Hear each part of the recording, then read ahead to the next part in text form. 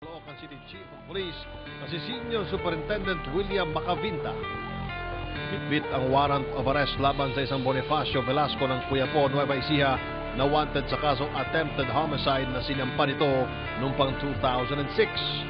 Ayon sa Sikyo, nag-ugat ang lahat ng sitahin niya ang madalas na pagtelebabad ng suspect at mga pinsan nito. Gumamit ng telepono ko, sir. Ako okay lang sana kung mga maliit lang mga oras, mga 5 minutes, 10 minutes, okay lang po. Umaabot ng 45 minutes po, sir. Nga ang kakwentuhan nila, wala naman kakwenta-kwenta, pinsan niya. Pagkatapos, kung ako, nakikisama man, nakipagkaibigan ako sa pinsan niya ng babae.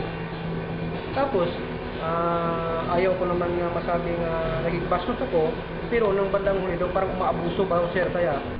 Dahil dito pinagtulungan bugbugin na magpinsan si Mafuel na halos ikamatay nito. Pinagsusuntok ako, papalo ng 2x2 eh.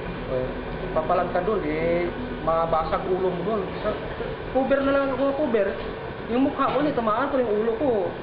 Sumumpit ang dugo, kaya nung pabagsak na ako, natigil sila. Tapos sinabihan niya akong magkano ba buhay mo, huwag kong makikialam dito sa loob ng kumpanya. Sabi niya, magkano buhay mo? Agad na nagkasa ng operasyon ng mga tauhan ni Inspector Alfredo Acson sa Warrant Section ng Caloocan City Police. Alas 4 pa lang ng umaga ay tumulak na ang grupo patungong Quiapo, Nueva Ecija.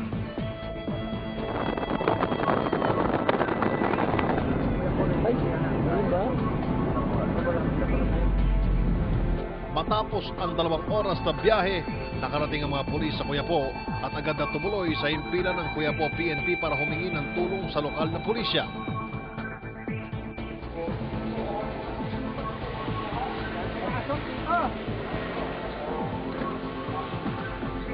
Mula sa bayan, tinahak ng grupo ang may kalahating oras pang biyahe papasok sa liblib na lugar ng lubak-lubak ang kalsada. So, sir, mga gaano kalayo simula sa presinto natin? 6 kilometers.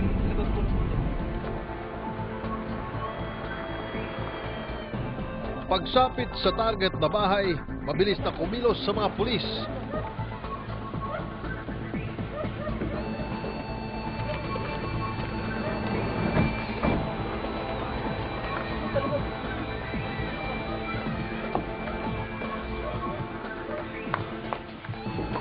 Isang lalaki ang agad na inakbayan. Okay.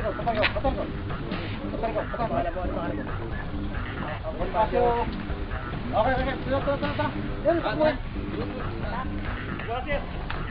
Tara. Boy niyo pa yan. Das mo. Gina. Gusto mo.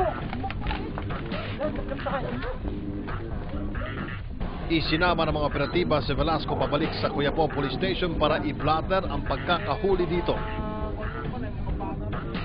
At pagkatapos ito ay bumiyahe na ang grupo kasama ang nahuling suspect pabalik ng Caloocan City.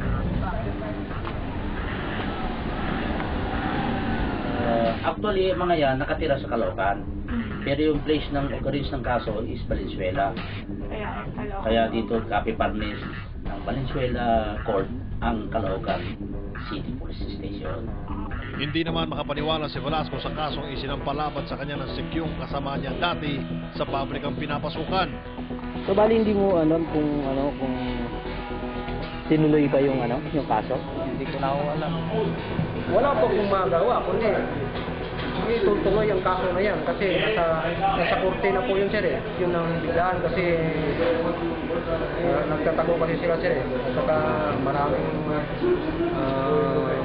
issue sila na nakapag sa akin. Una-una, natanggal ako sa trabaho dahil sa kalukuhan nila. Ikinulong si Velasco habang hinihintay ang pagdinig at pagbaba ng kanyang hatol sa kasong attempted homicide.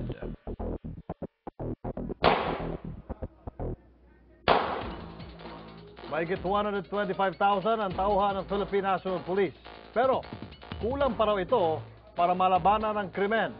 Ngunit diyado man sa bilang, ang tunay na pulis hindi umata sa laban. Ako po si Martin Andanar.